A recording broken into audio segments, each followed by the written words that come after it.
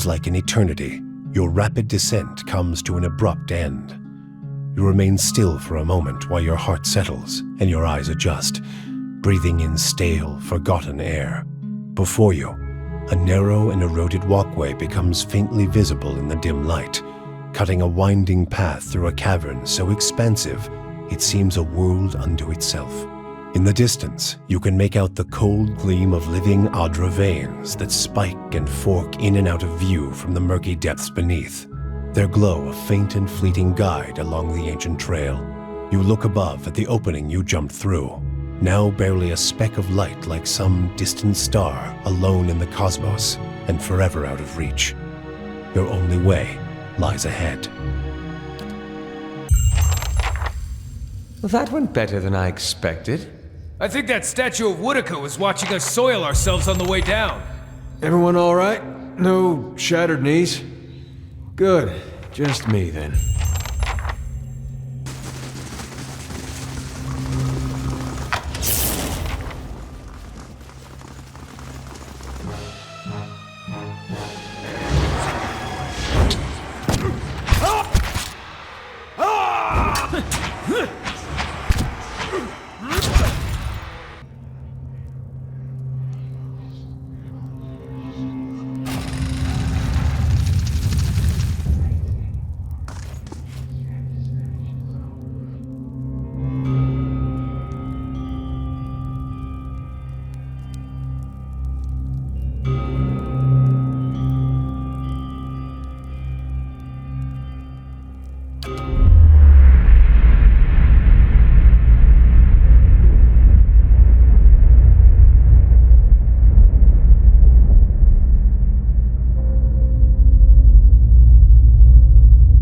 So my love returns to me at long last. You are so different now from who you were then, yet much remains the same. Old troubles with a new face. What is it that has brought you here? A gallant gesture, if a bit misguided, and yet I suspect there is more to this than you have said. I can only guess your presence here has something to do with Theos. The energy of this place changes when he is near. I don't know what he has done, but I do know of the souls that pass through here now. They do not come by choice. After all this time, he would still stand against the tide. I will tell you what I remember.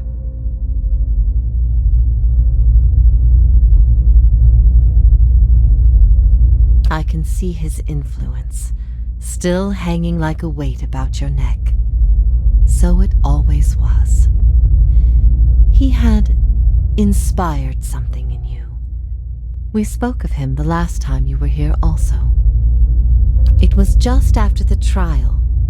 You were agitated. I think because you started to consider that what I was teaching may have been true.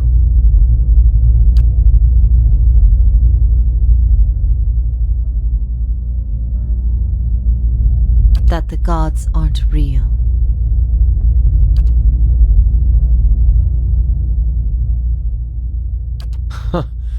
I'd dreaded the idea from the moment the Delimgon suggested it.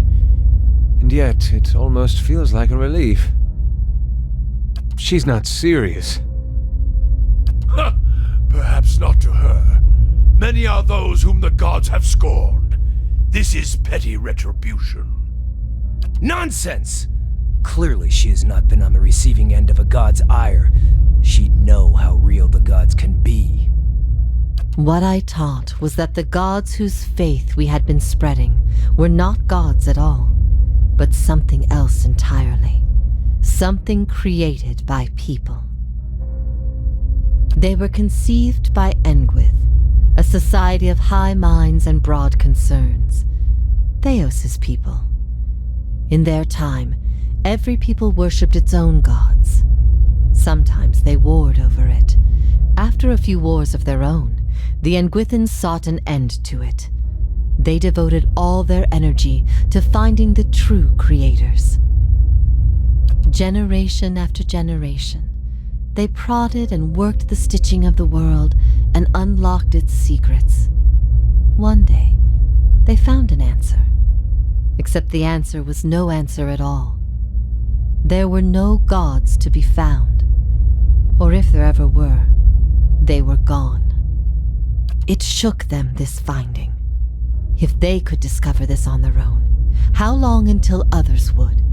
How long before war and chaos reigned over a world without consequence? But they had mastered many things in their pursuit of these answers. And with their mastery, they crafted their own gods to fill the void, and sent missionaries to the corners of the world to spread their faith. I never thought of it as faith, but I think you are right to call it that. Let the world see. Let them decide what to do. That was my faith. I became a missionary because the gods brought me hope that I wanted to bring to others. For a time, the truth sent me to a dark place. Then the day came when I realized nothing had changed, that I still had a purpose, and the purpose was the same and it was worth living for. I began questioning the other missionaries in public, exposing their parlor tricks. In time, their following became mine. The Anguithan missionaries all knew it, but they never told the rest of us. They meant it to be a secret that died with them. And in the end, they allowed their bloodlines to fade from memory. I had been assigned to join a few of them at a temple. I found the door to their chambers closed, but the room was stone and the door thin. Their voices carried. I heard enough. I investigated the things they spoke of, and everything was there, just as they said it'd be.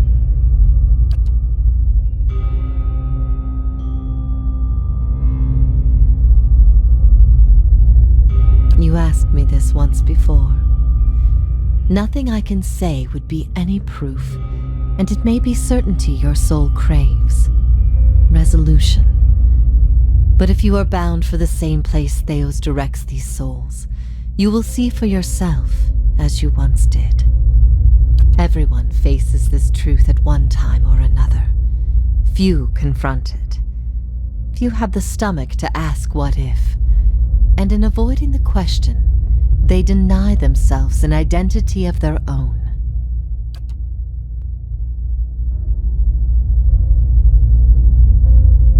What if all the tragedy, all the persecution, came in defense of an imposter? But that's not... That can't be right. Aethys, he's done miracles for people. The power of the gods is undeniable. The truth of the story they weave is not. What if it were forbidden knowledge rather than fault that earned your doom? What of your guilt? I have seen with my own eyes the deceptions of my goddess. The Watcher has shown me as much. But it was not until now that I understood how truly desperate she was. The depths of her deception. You speak of her deceptions, but what of your own? Was it her words that led you down your path? Or was it the absence of her words? A gap that you filled with your own broken thoughts? What if you had always been alone, without guidance? Well, as poorly as I've chosen my guides, I suppose it would be a comfort to know that I'm free of them. The freedom has always been. It was the guidance that was the illusion. What if neither guide knew the way? How then would you choose a course? Weil teaches us that the gods cannot give you lasting wisdom. They can only inspire you to find wisdom in your own time. What if even mastery over all things cannot answer the most basic of questions? I stopped asking those questions long ago. It is enough to care for those we love with the time we have in this life.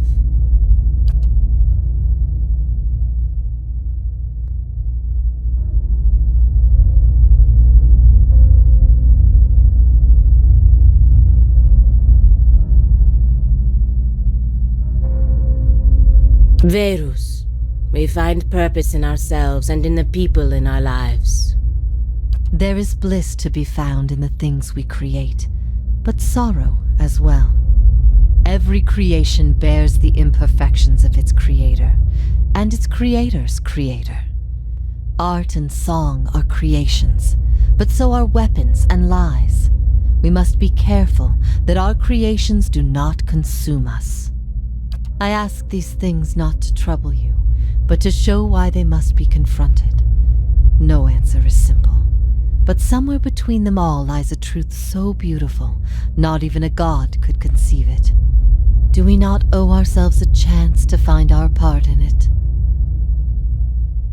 If that is truly what you believe, then you are a far different person than the one I knew.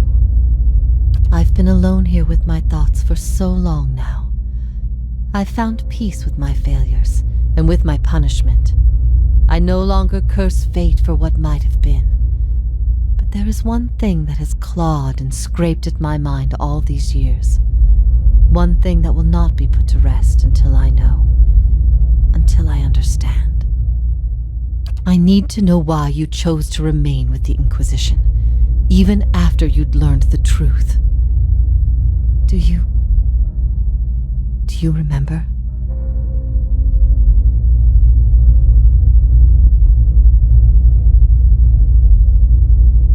I never wanted that. I had hoped that what I taught would replace your beliefs with something that made you stronger. For many it did, but not all, it seems.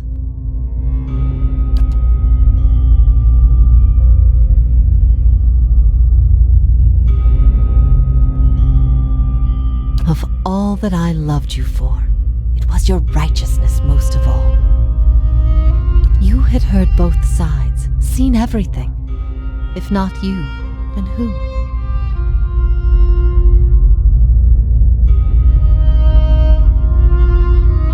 I expected dissent, but I needed to know that true faith would prevail.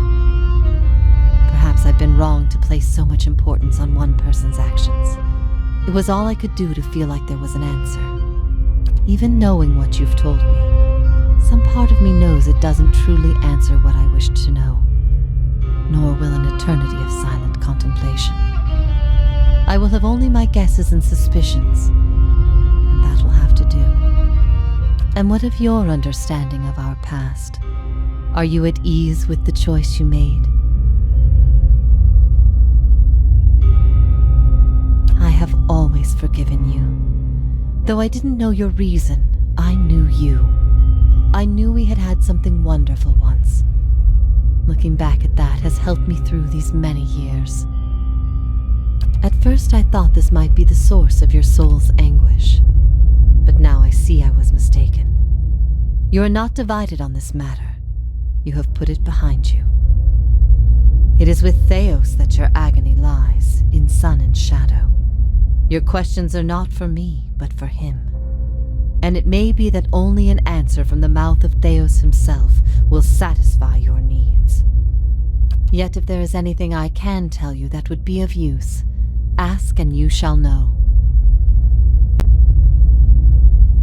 In a matter of speaking, this is Braeth Yamen, the court of the penitents. Souls are confined here until they repent. They must beg the forgiveness of a god, pledge their soul to them, and they will be lifted from this place to the world above. In truth, they receive leniency, but not true mercy. The spite of Woodica is eternal. They linger above, at the side of the old court, and are not permitted to leave the island, forever severed from the cycle. This prison was full once in the days of the Inquisition, but time weathers all things, even will. I'm the only tenant who remains. Yet, I feel their presence strongly now, as it was in the beginning. You have brought many of them here. They cry out for the judgment of Theos. You have struck some bargain with the gods, then.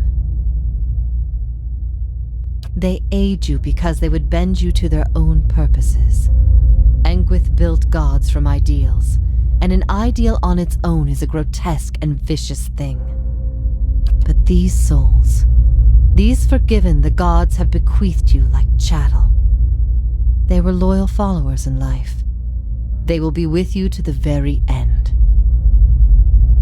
Last time someone asked me that, I was bound to an iron wheel with a broken spine.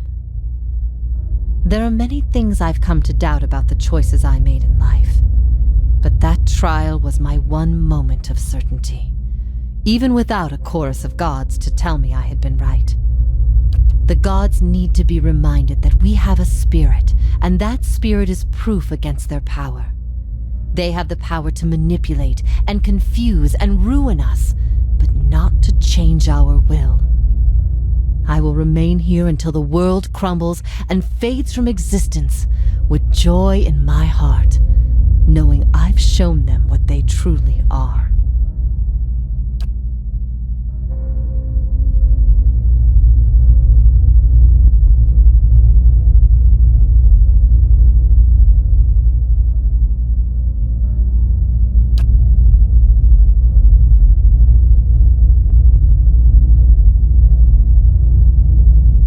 I could not say for sure, but you have been to Sun and Shadow before, and it came at a crossroads in your life, when much of what you knew had been upended. I have to believe it will come to you there. Your concerns then were of loyalty and trust and the gods. Everything I told you seemed to send you further into doubt. His words mattered to you when you knew him then. After you and I spoke, you went immediately to seek him out. Perhaps you simply sought confirmation from the man you trusted. If something from that time still troubles you, it may be something he told you then, or refused to tell you. He keeps secrets better than any in this world. He cares only for the secret he keeps locked away. He destroys anyone who might discover it, no matter their chances. That's why he's always favored Woodica. It isn't in her love of promises or justice. It's her disregard for the rules. Her willingness to do what is necessary. To Theos, she's not a deity, but an ally with which to conspire. When her power waxes, she does as she pleases with this realm, as well as hers. And she wants that secret guarded as much as he. If Theos succeeds, there will be a shift in the balance of power among the gods. Woodica was vanquished once when the other gods decided she had gone too far and her power diminished. With this infusion, there is no telling what she will do. The only certainty is that there will be chaos in their realm, as well as ours. You will not find a more resolute being on all of Eora. There is no offer you could make, nor spell you could cast, nor pain you could inflict that would make him reveal what he hides. But I see you have become a watcher in this life. Perhaps in defeat, when he can no longer defend himself, you might learn something from him. Theos will not wait for you. If you do not catch up to him now, you may never find him again.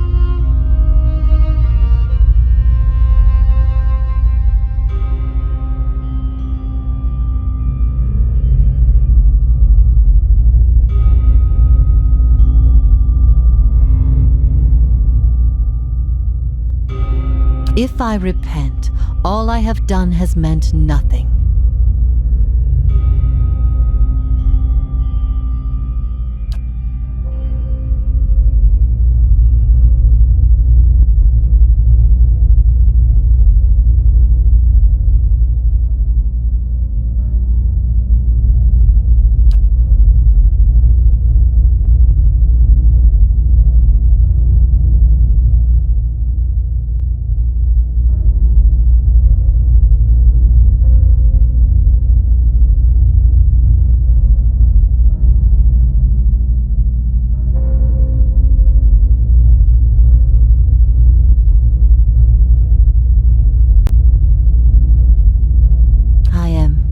Grateful you came and found me here, no matter the circumstances.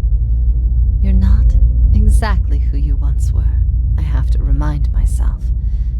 But seeing you one last time and remembering what we shared, brief as it was better than anything I dared hope for in this place. If ever we should meet again, in this life or any other, I hope to find you at peace. It's true. The gods are a sham that people have followed for thousands of years.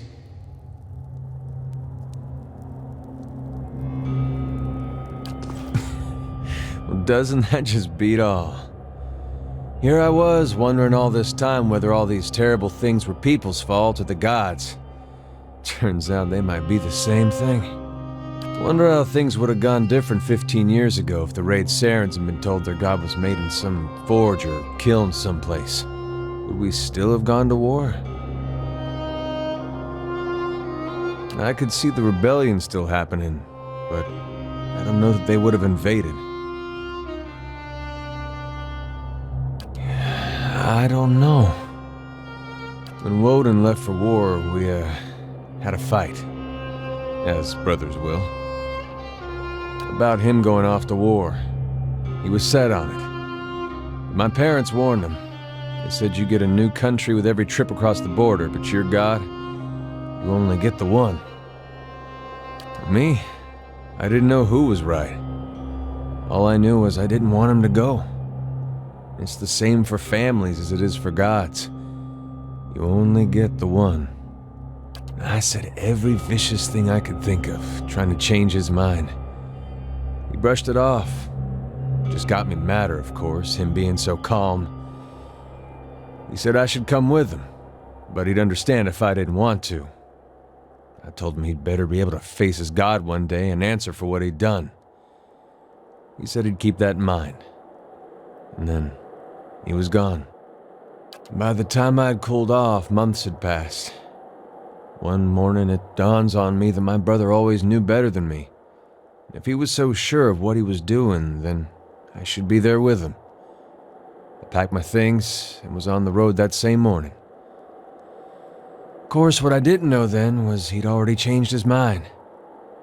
By that time, he was dead on that field. Crossed my mind. You live in a place like Gilded Vale. You don't have a whole lot else to do other than think about things you don't want to think about. I hope that wasn't it. I hope he went there because it's what he thought was right. But it seems I'm not meant to know. If I'd have left with him, we'd both be dead, so I don't know why I bother thinking about it. He asked me to trust him the day he left. Said if I went with him, he'd make sure we were on the right path. And he deserved that. He deserved that trust from me. Raid Saris is a long way to walk on your own. I think I'd have liked to have been there with him on that journey. Even knowing how it ended. Still one more mess we gotta straighten out. Come on then. I still owe you one. We've been lied to. Our whole lives, and many lives before that. And it's led us to put our faith in a pantheon of gods that never deserved it in the first place.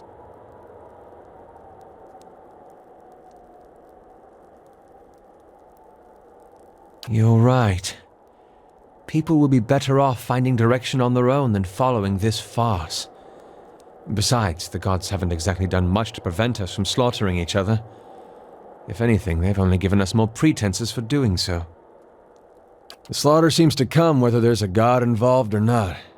If it wasn't a god justifying it, it'd be some other thing. I've also been thinking, there won't be much left of Theos by the time you're done with him, if I know how you operate. That will leave the Leaden Key headless. Perhaps it's best it stays that way. Then let's face Theos. When this is all over, I'll make sure that no one is able to commit his abuses again.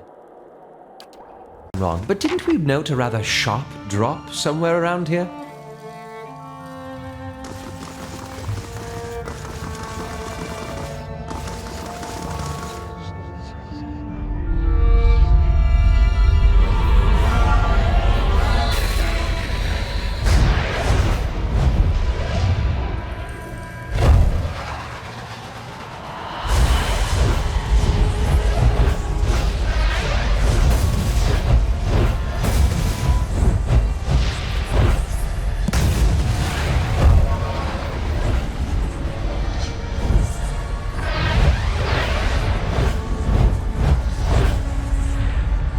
full of surprises, aren't you?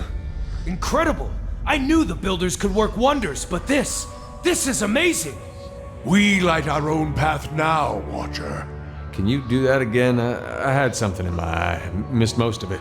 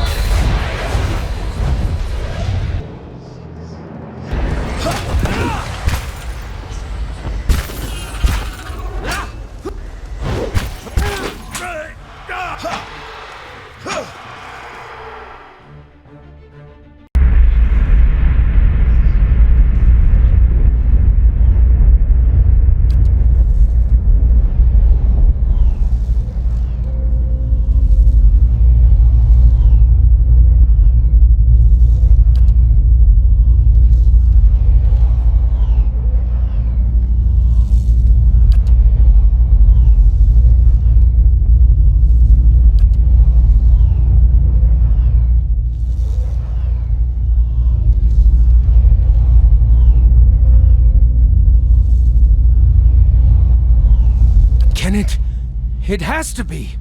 Wow! But I never thought he'd reveal himself in person! This is incredible! Even his form is fickle and unknowable! Amazing!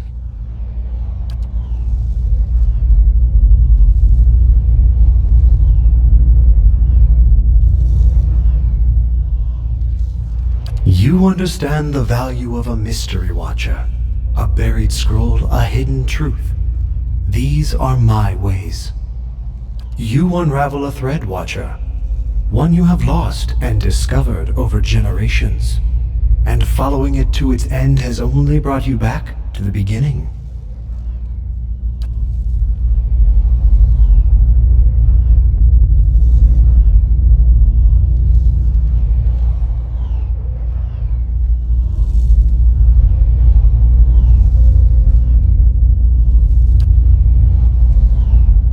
A nebula of souls, blind and brimming with potential. The answer to Woodika's question at the beginning of yours. What would you do with them?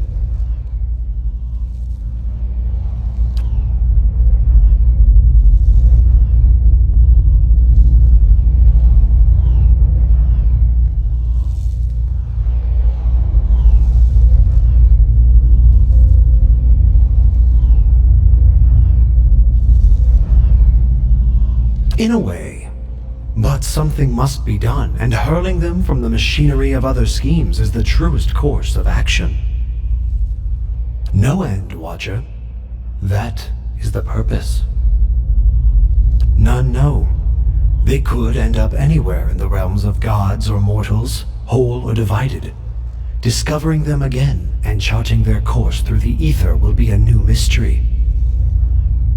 That is a word for endings, and this is but a crossroads. Even I do not know what you would choose.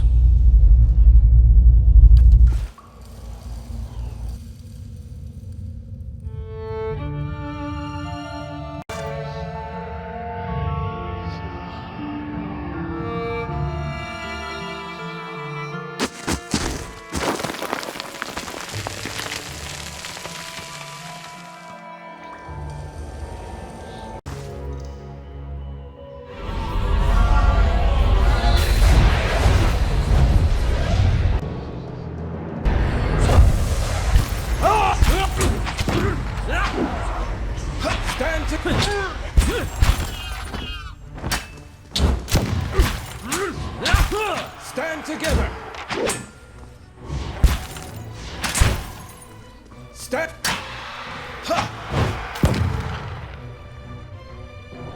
Ready to take the oath, to spread the word of the gods to the lost and heathen.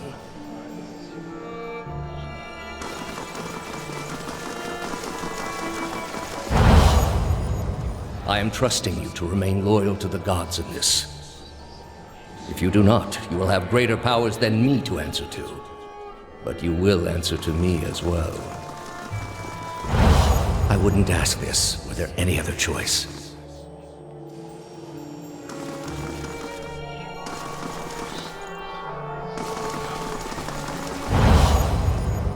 This is a missionary, same as I was.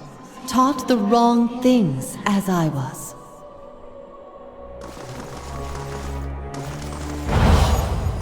Oceanus. They have held off many would-be invaders. You are ready to give a confession? I am ready to hear one from you.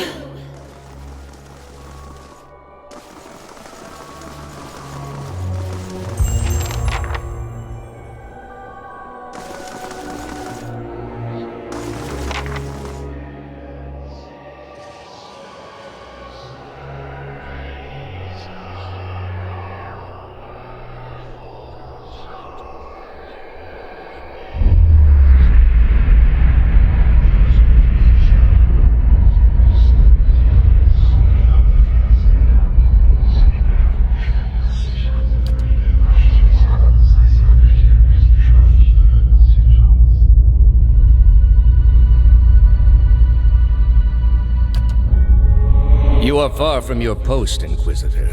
What brings you here?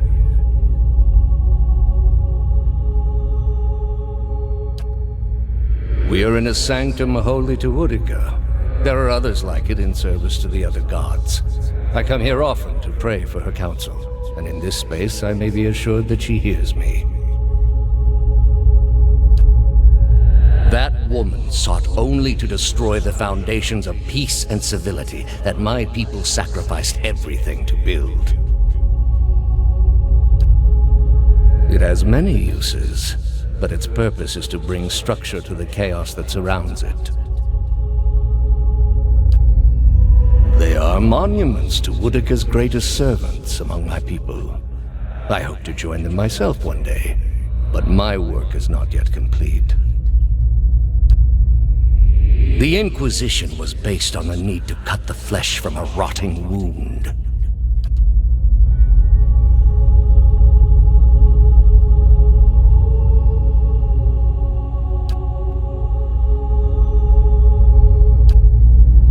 What is a god? A higher power? A rewarder of good deeds and punisher of the wicked? Something men can turn to in their darkest moments when their days seem only like bridges from one tragedy to the next. Our gods are all these things. We are in a sacred place within earshot of the gods themselves. This is not the time. You've been through much these past few months. You will return home and you will rest. When you feel you have recovered, you may rejoin us at the trials. The Inquisition is far from over, and I will have need of you. There are many who continue to spread the lies of the apostate. The Inquisition will not end until we have pronounced judgment on all of them.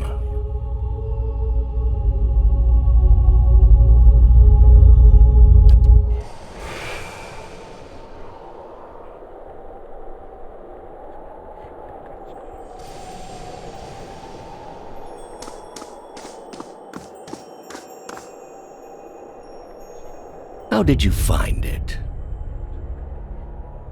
Another in a string of acts of petty defiance.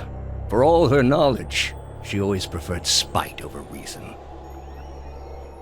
Then she should have obeyed. I ask one thing of all my followers. She was incapable. A waste of rare talent and intellect. What of your cohorts, then? They have followed you to their deaths. Is it loyalty that brings them here? Or is it, as my agents suggest, that they have no direction of their own? You worshipped Aethys, did you not? Your spies are good. What gave me away? The cape? Yet when your god needed you the most, you chose your country.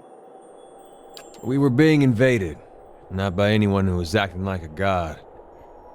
Then I should think your hometown gave you a hero's welcome when you returned. Well, they made cake. And I think you can expect folks to get jumpy when the gods aren't there to reassure them. Maybe if they weren't all too busy trying to kill each other. The gods argue over how best to prevent Kith society from destroying itself. These Disruptions would not be necessary were mortal instinct not so diseased. What of you, Orlan? My agents tell me you are far from home, both in distance and in years. Have your friends proven a worthy distraction from the pain of ostracism? Ostracism? Is that the name for the groin rash your mother gave me? Don't fool yourself, old man. You know nothing about me. Enlighten me, then. Is it Gallowayne you serve, or is it WoW? I serve no one, but I embrace the teaching of WoW. The eyeless face does not have servants, only students. But such difficulty on the way. If you had only accepted that perhaps you were fit to serve neither god, just as you were unfit to serve your tribe, you might have saved yourself the trouble. Perhaps you're too young to understand these things, Theos, or mayhap too simple-minded. Without difficulty along the way, one isn't much of a student to WoW. Yet I suspect you amount to little in your god's eyes in either case. You built a weapon that delivered exactly as promised. I served my goddess as you did yours. Yet the other builders were slain, 11 of a dozen. Why not you? Were you somehow different? Redeemable in your god's sight? Whatever desire I had to be redeemed in her eyes was weakness, purged by the Watcher's sight. Or was it merely that your goddess wanted you dead as well, and your delusions of importance prevented you from seeing the obvious? A whore's beguiling charms, nothing more. But the spell's broke now, Theos. The trial's over. I know friend from foe, and I've come here now to see a foe repaid. You were able to destroy a god because another god wished it. Without her hand to guide you, you could not strike at a god any more than you could strike the sky. You are impotent, and not just from the pox. I understand your Duke's bells gave you a mission. Their orders do not absolve me of my greater responsibility to the safety and well-being of the Republics. Yet you disobeyed. Something you already have a reputation for. They will know, of course. If it had been for a worthy cause, they might have forgiven you. But I don't see them pursuing animancy after seeing what it's done here. They trusted you, and you disappointed, as you always have.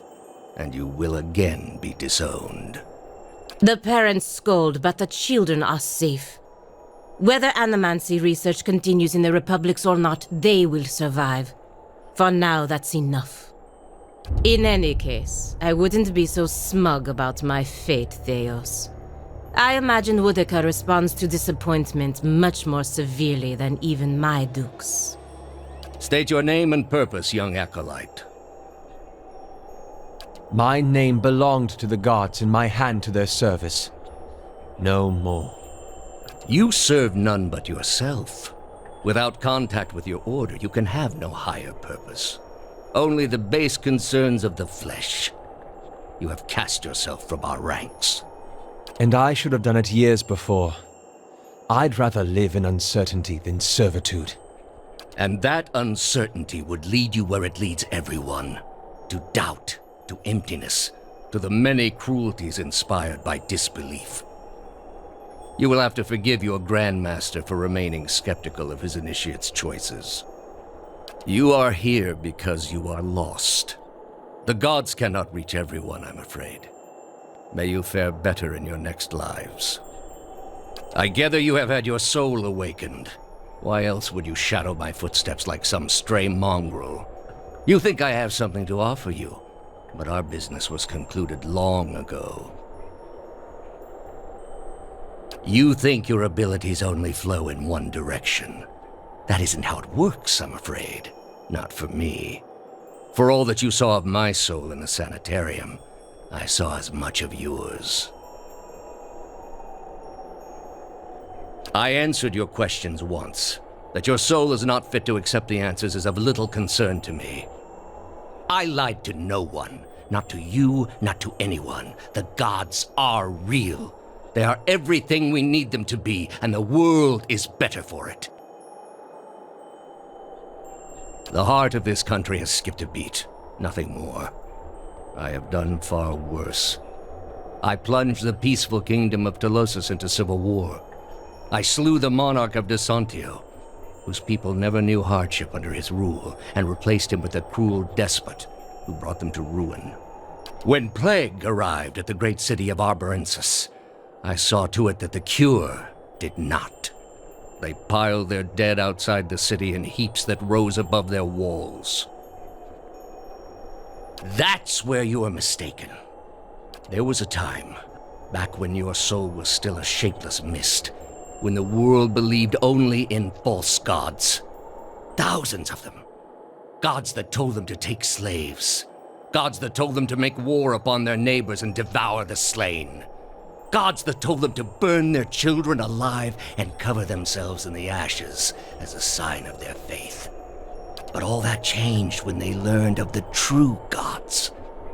Our gods. All those misshapen, bestial instincts melted beneath the radiance of our God's majesty. You could see it in their eyes. That dull emptiness replaced with the glimmer of a kindled spark. There is no false hope. Only hope for things that never come. Have you imagined this existence? The one the apostate would have created. We are not all so virtuous as she. Without our gods, the most wicked, the most tyrannical, they would take that power for themselves. But more than that, it would be a hollow existence. All mysteries forever unanswered. All purposes constructed from meaninglessness. No endings to bring closure. Only a wheel turning without mercy, grinding our spirits to dust. Telling yourself each day that what you do matters, that it isn't all for nothing, that the world is just.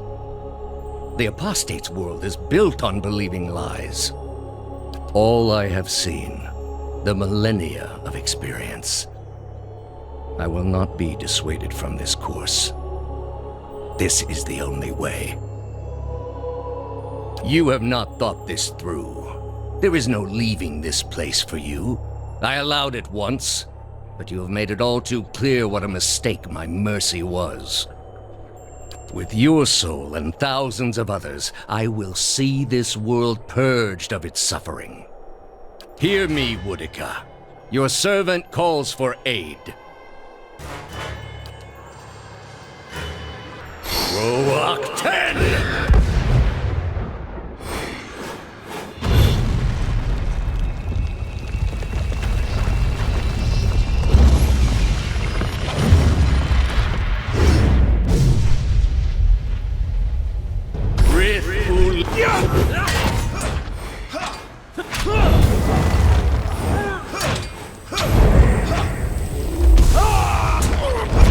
I have failed.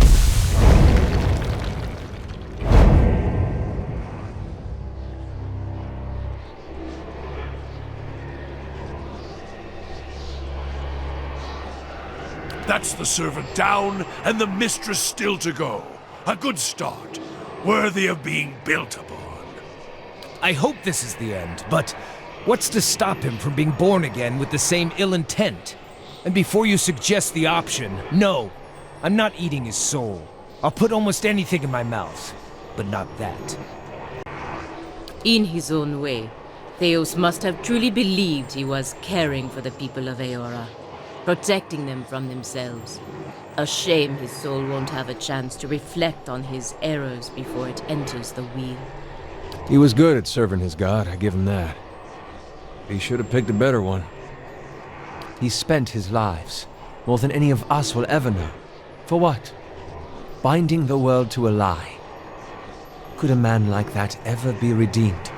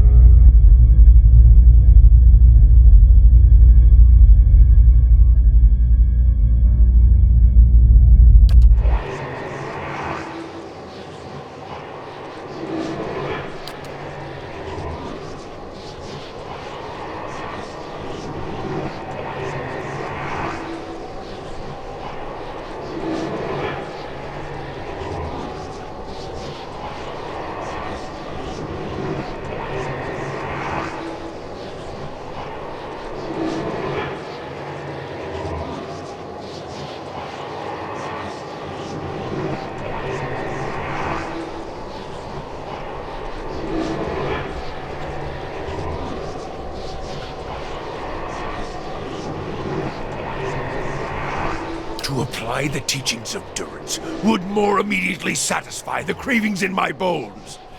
But this is the stronger lesson, for his soul is already marked by his own hand. Perhaps this is the best place in the world for Theos. Somewhere he can't cause further harm. Still, you eventually found the Ovara. What is a few thousand years to someone like him?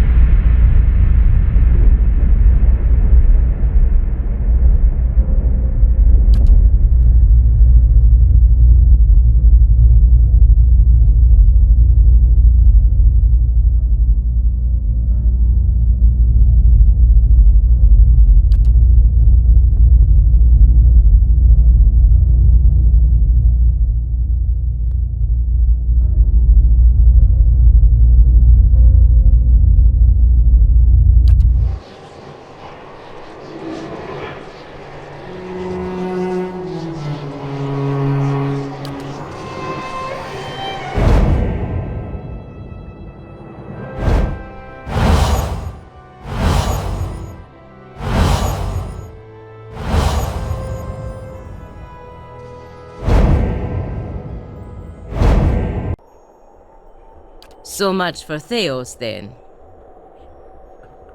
Now you have a chance to set things right, back to the proper order of things. It will take the Dyrwood generations to recover, but at least these souls will find their way back to the wheel, as it should be. The end of the road greets us at last. You fared well, Watcher. Better than any Watcher has right to. Seems you were afield in need of a flame's cleansing. Would that my own trial had produced such an outcome. I had figured myself for the field all this time. But you were the field, and I the darkness. A lesson neither of Durance nor of Margarin. But with that trial's end, a new one begins. A god's trial. And I will stand in judgment without mercy. Victory looks good on you. There was a blur about your soul that lingers no more. Seems putting Theos to rest has given you some measure of inner peace. Of course, now you need to decide what to do with these trapped souls. So many hopes and dreams, all of them torn from the cycle and trapped for Wal knows how long. You could set them free, nowhere in particular. Just free to go Wal knows where. Think of how many new lives and new journeys could start this very moment. It's all in your hands. I know you are the right person to decide the fate of so many. You helped bring me closer to Wal, and I believe Wal delivered you to this moment, this decision. It has been an honor to be along for the journey. Theos, he had hold of your soul from a long time back, seems like. You get what you needed from him? Those can be hard to come by. I feel for people still looking for theirs. Easy to see what it means to them to have someone to look to for answers. You'll be feeling better soon then. Good. That's real good. You got it figured out what you're going to do about all that? Got a lot of people out there thinking they've been abandoned by their gods. There's not much that'll put the fear in you more than that. You can take my word for it. If it was in my power, and I know it's not, but if it was, I'd send every last one of those souls right back where they were supposed to go in the first place. So folks could get back to believing what they used to. And after what you've been through, though, I'm sure you got your own ideas. Better make it good. Astounding. I always knew the Leaden Key stood for something big, but I didn't quite realize what I'd gotten myself into. And now, you're in the middle of something even bigger. With a decision that will affect millions. But even if you send the souls somewhere specific now, who knows what the next turn of the wheel will make of them? We can't really control what happens to them. Nor should we try. I had to see the monster Theos had become to realize that. It's your decision, of course.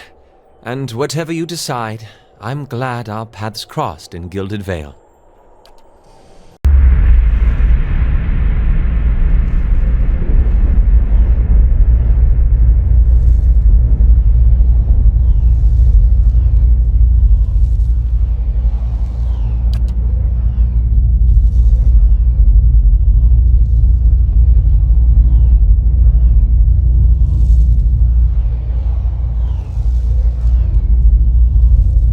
know your ways, Watcher.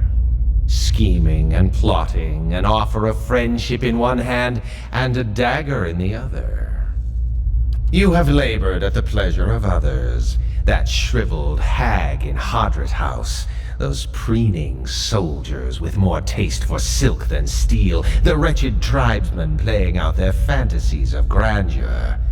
And then you cowered and knelt before the gods themselves, begging one paltry favor and receiving riddles and visions in response. And now the gods give you orders and commands, even while you set out to fix what they cannot. Yet what have they offered you?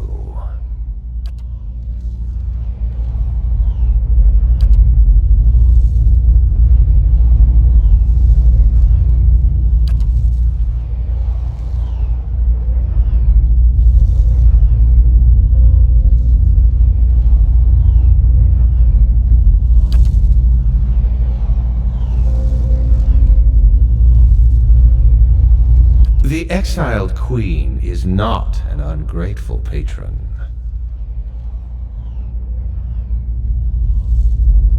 Finish the work Theos began. Strengthen Woodica with these souls and allow her to become the most powerful of all the gods, with you as her favored.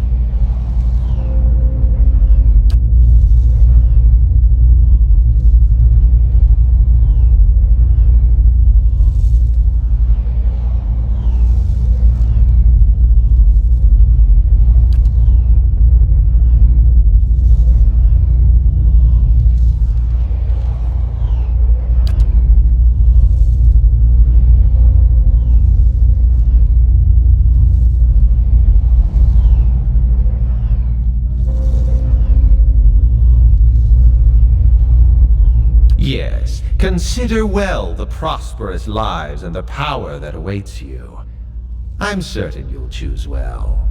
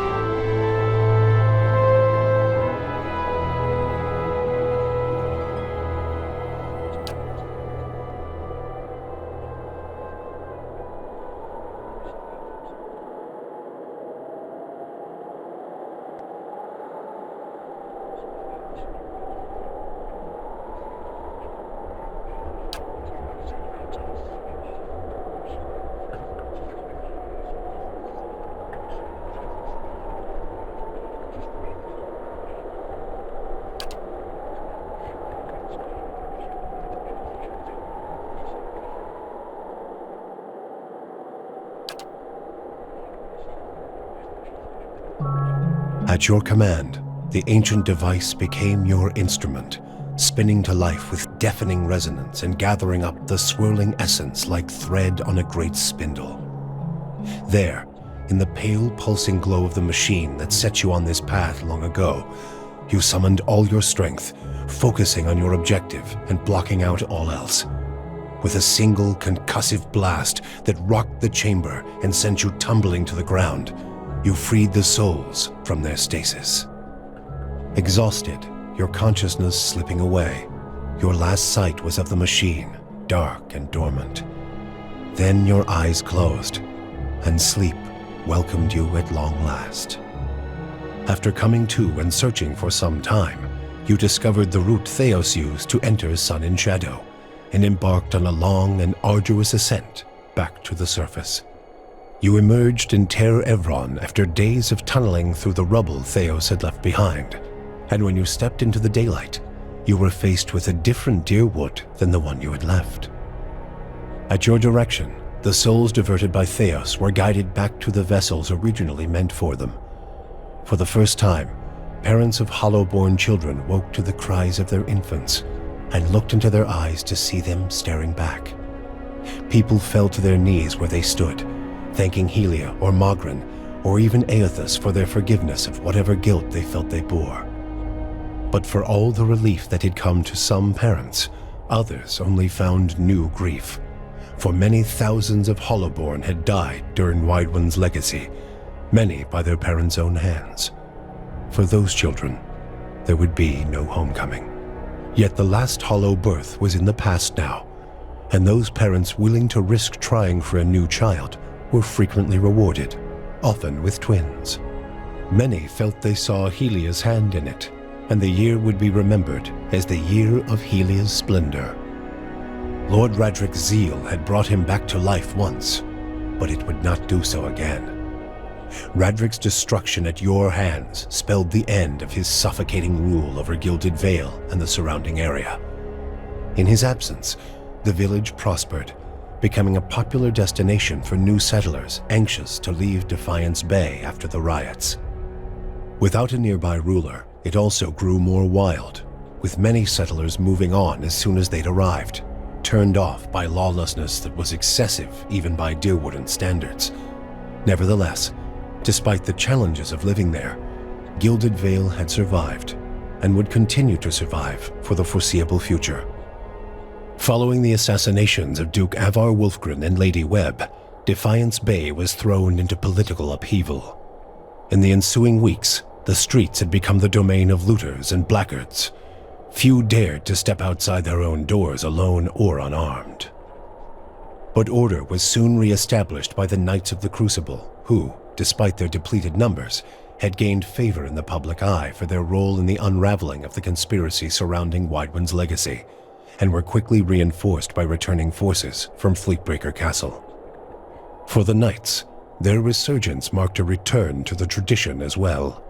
Having seen firsthand the dangers presented by dabblers in animancy, the Order quickly abolished the practice internally, preferring the familiarity of their hammers and forges to the uncertainties of Essence and Adra. Their identity rediscovered, the Knights suppressed their political aspirations and began once again to train their recruits in the art of blacksmithing, recapturing the post-revolutionary ideals of Deerwood and regaining the respect of its citizens as a result. Though the machine atop Ter Noaneth had been disabled, it had not seen its last use. Heritage Hill was rebuilt, and no sooner had the first families moved in to resettle the district than members of the Leaden Key, acting under standing orders from their Grand Master, climbed the tower and reactivated the machine. The initiates slew a handful of the new settlers under cover of night and watched as history repeated itself, the victims reanimating and devouring the survivors.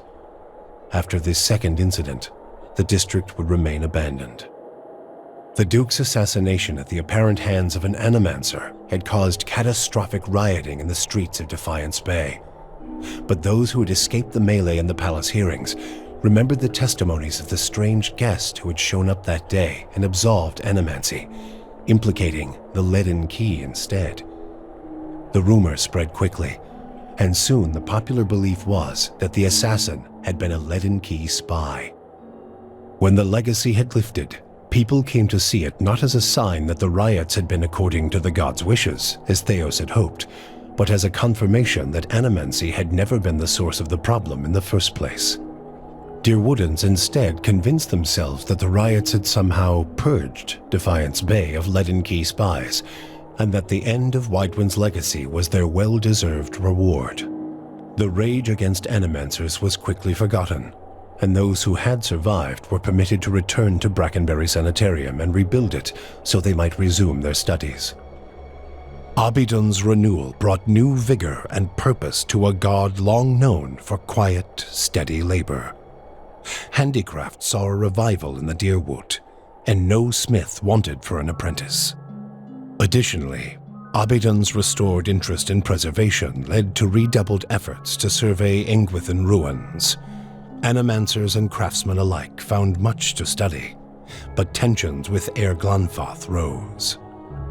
As for Stalwart, the Battle of Caeron's Scar only strengthened their resolve to unlock the mysteries of Durgan steel and build new marvels with the White Forge. However, Stalwart's ambitions brought them into further conflict with the Raid Serens, as more and more impoverished communities gathered at the border and vowed to finish the work of the Iron Flail. It would be many generations before the region saw peace. The Flames That Whisper clan found a cautious peace with Stalwart, particularly once the villagers heard of the aid the ogres had offered against the Eyeless. The clan moved back into the Russet Wood, and as Stalwart grew in prestige, the villagers formed a tighter alliance with their ogre neighbors. Within a generation, ogre traders visited Stalwart, and village hunters were welcome in the Russet Wood. Harmka's death had brought the Devil of Carrick little satisfaction. In time, her taste for vengeance soured. What replaced it was a hunger to feel something, anything, new. Summer had thinned the snowpack twice over when she felt the joint at her elbow first begin to stiffen. She turned her back on the hopes of animancy and civilization and walked east. She pushed through the mountains, past Raid Ceres, and into the broad plains of Ishamiddle. She had forgotten what it was like to simply journey, no goal or destination in mind. Though she felt nothing more than the steady thump of her feet on the road, the endless horizons and grassy meadows were new to her. She measured her time in the gradual rusting of her body and was satisfied. Her movements slowed, but so did the world around her. Waist-high grasses undulated and tacked in the wind, as gradual as the tides. Sparrows and blackjays made steady pilgrimages across the sky, each flap of their wings a solemn salute. She could hardly move when she found something she had never seen before, the ocean. With the last of her strength, she pulled herself beneath the water, content at last to feel the movement of currents and the constant caress of the waves. Free from the burden of her memory, Maneha soon left the gift-bearers and resumed adventuring.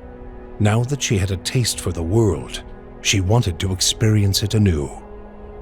Maneha rediscovered her zest for battle, extravagance, and romance. She kept her gaze on the horizon, looking from one journey to another more distant, from the lover in her arms to another more fervent. Hers was a life of excitement, violence, and passion. She moved too quickly for regret to catch up with her, and she hoped only that she might outpace it in the next life as well. The fortress of Cadnua emerged as a bastion of security in the midst of an untamed land, becoming the envy of every thane and earl in Deerwood. Legend grew over time of its impregnability, and stories of formidable invaders easily scattered by the keep's defenses became popular around the hearths of Deerwoodinians. Likewise, it also became a beacon to travelers, merchants, and visiting dignitaries alike. Reputed as the finest fortress in all Deerwood, people would journey from near and distant lands alike to experience its fabled hospitality and grandeur. The Audra dragon known as the Master Below, her soul now housed in the body of the huntress Fallen Roet, passed out of Deerwood in relative anonymity, her final destination unknown, even to herself. She was last seen in the port town of Rhodes End, boarding a ship, an Audra talisman glowing about her neck. Palagina had gone against the Duke's Bell's orders by inventing a new trade arrangement with the Anamenfath to accommodate the recovering Deerwooden market.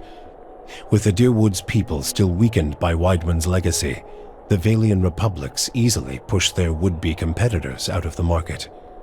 For her outrageous insubordination and audacity, Palagina was banished from the republics.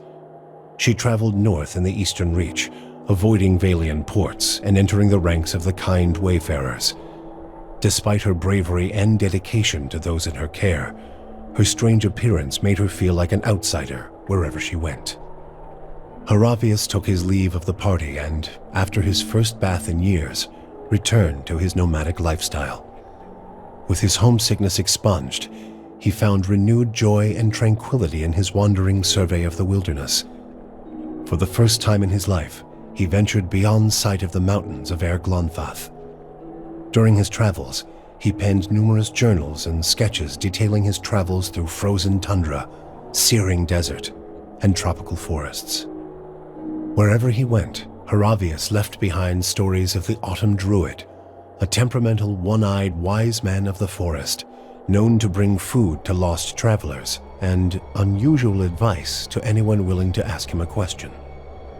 Adair chose not to return home to Gilded Vale.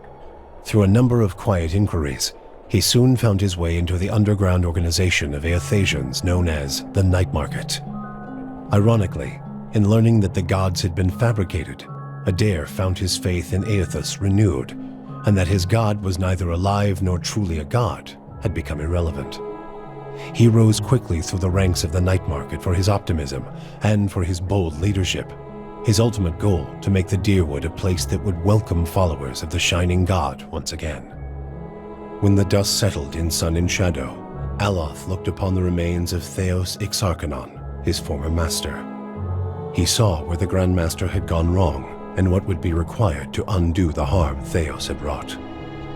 With a flick of his wrist, he burned Theos's robe, headdress, and every other symbol of the man's power. Never again, he vowed, should Kith live in fear and blind obedience to an authority they did not understand. Armed with the knowledge and courage he had gained on his journeys with the Watcher, he set out on the long and lonely task of dismantling the Leaden Key. With the Watcher's goals accomplished and his own vows fulfilled, Kanarua sailed back toward Rawatai, thinking on the lessons his travels had provided him. By the time he landed at Tekoa, he understood what his path must be. Standing before the Lore College, Kanarua explained that the tablet he sought had been destroyed, and so a true interpretation of the Tonvi Oratoa could no longer exist. The people of Rawatai would have to create their own. He described the many strange things he had seen in his travels, and announced his intent to pursue the accumulation of knowledge abroad, seeking answers to new questions.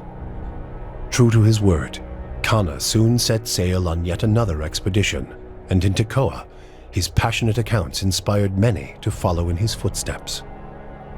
With Theos defeated and the souls released from Sun and Shadow, healthy children were born once again in the Dyrwood. The grieving mother sought a place where she might do penance for the birthing bell. She returned to Deerford, where, to the astonishment of the villagers, she delivered the first healthy child in over a decade. She remained there, and with each new birth, she saw a measure of hope restored to the Dyrwood and a measure of grace for her own troubled past. Durrance used Magrin's strength only until Theos had been cast from the world, and then swore off her influence entirely. Regret came to weigh heavily on his mind, and a man who had never previously lacked for words or opinions came to embrace silence and contemplation. He continued to wander, penniless and destitute, searching now not for the reason for his goddess's silence, but for a mechanism for revenge. The charred robes he continued to wear as a reminder that he had been burned by his goddess, and not just by the flames of the Godhammer. After 5 years of searching for Persak, Sagani's 4-month journey home felt longer still. The Dyrwood, Glonfath, the Valian Republics became places on a map, endless expanses of green between her and Nasitok. Her homecoming was celebrated by all of Masuk, yet it was the reunion with Kalu and their children that truly brought her joy. She relinquished her role in the long hunts, and ever after, she and Itumak spent their days working in the village and their nights at her hearth. She watched her own children and their children grow and thrive. When she finally passed, she lay surrounded by the affection and tears of 5 generations. For you, the death of Theos brought an end to your waking visions and a silence to the whispers of the past. In their absence, you were able to sleep. The questions of a distant lifetime ceased to trouble your soul. All that remained was what to make of the answer. But at the moment, there was little to be done, and the matter would have to wait. A long journey loomed ahead, made no easier by your decision to bring an infant to Sun and Shadow.